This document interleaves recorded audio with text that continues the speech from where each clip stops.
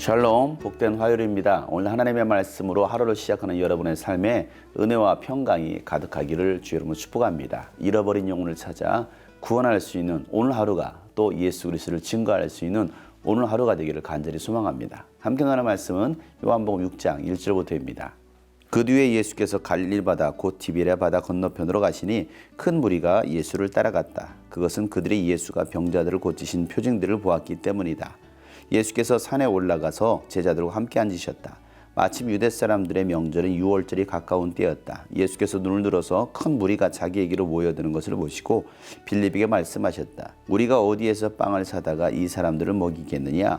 예수께서는 빌립을 시험해 보시고자 이렇게 말씀하신 것이었다. 예수께서는 자기가 하실 일을 잘 알고 계셨던 것이다. 빌립이 예수께 이렇게 대답하였다. 이 사람들에게 모두 조금씩이라도 먹게 하려면 빵 200데나리온어치를 가지고서도 충분하지 못합니다. 제자 가운데 하나이며 시몬 베드로와 형제가 아닌 안드레가 예수께 말하였다. 여기에 보리빵 5개와 물고기 2마리를 가지고 있는 한 아이가 있습니다. 그러나 이렇게 많은 사람에게 그것이 무슨 소용이 있겠습니까? 예수께서는 사람들을 앉게 하여라 하고 말씀하셨다. 그곳에는 풀이 많았다. 그래서 그들이 앉았는데 남자의 수가 5,000명쯤 되었다.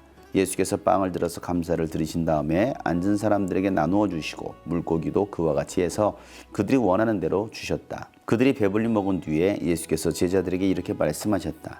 남은 부스러기를 다 모으고 조금도 버리지 말아라. 그래서 보리빵 5덩이에서 먹고 남은 부스러기를 모으니 12광줄이 가득 찼다. 사람들은 예수께서 행하신 표징을 보고 이분은 참으로 세상에 오시기로 된 그 예언자이다 하고 말하였다.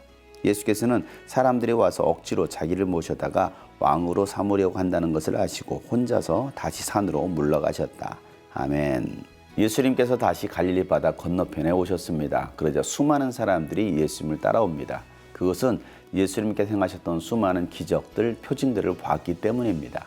예수님께서 산에 올라가서 앉으시자 제자들과 함께 수많은 사람들이 예수님께 몰려옵니다. 그래서 예수님은 빌립에게 이 많은 사람들에게 어디서 빵을 사다가 먹일 수 있겠느냐라고 물으십니다. 그것은 빌립을 시험하시려고 물으신 것이었습니다. 하나님은 여러분의 믿음을 시험하실 때가 있습니다. 우리에게 어려운 상황들이 닥쳤을 때에 인간의 힘으로 감당할 수 없는 환경에 처했을 때에 어떻게 대처하는지를 하나님은 보시는 것입니다. 빌립은 계산적인 사람이었습니다. 이 수많은 사람들을 먹이려면 200데나리온이 있어도 부족하다는 것입니다. 사람들은 문제를 당하면 이성적으로 계산합니다. 생각합니다. 그리고 도저히 안 된다라는 결론을 내리기도 합니다. 그렇게 살아가는 사람들은 믿음의 사람들이 아닙니다. 세상 사람들도 다 그렇게 살아가고 있습니다.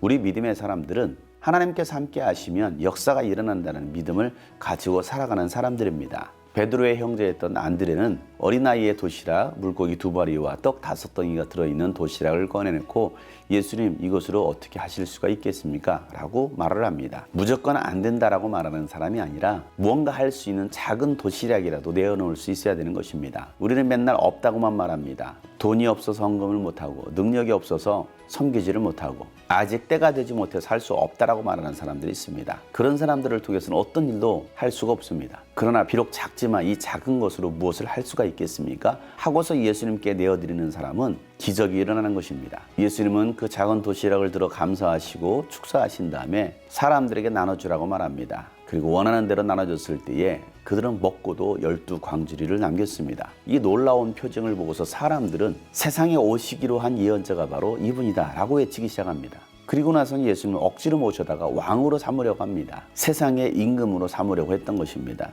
예수님은 그걸 아시고서 혼자서 산으로 물러가십니다. 예수님께서 오병이어의 기적을 행하셨다라고 해서 예언자로 믿고 왕으로 모시려고 합니까? 오늘 우리도 그러고 있지는 않습니까? 무언가 기적만을 바라고 표적을 구하고 있는 우리들의 모습은 아닙니까? 물론 예수님은 이적을 행하시는 분이십니다. 여러분 삶 속에 오병이어의 기적을 일으켜 주실 수 있는 분이십니다. 중요한 것은 우리가 얼마나 예수님을 신뢰하느냐가 가장 중요하다는 사실입니다. 빌립처럼 계산하며 현실적인 사람이 될 것이냐 아니면 작은 도시락이라도 내어드리며 예수님께서 이적을 행해 주시기를 바랄 것이냐. 모두가 힘든 시기를 살아가고 있다고 하지만 오늘도 오병이어의 이적은 일어날 것입니다. 그것도 믿는 자를 통하여 작은 도시락을 내어드리는 자를 통하여 예수님은 이적을 행하실 것입니다. 그 이적의 주인공이 여러분 되시기를 축복합니다. 믿음으로 작은 도시락을 내어드릴 수 있는 여러분이 되시기를 축복합니다. 그래서 수많은 사람들을 먹이고 12광주를 남길 수 있는 여러분의 인생이 되기를 예수 이름으로 축복합니다.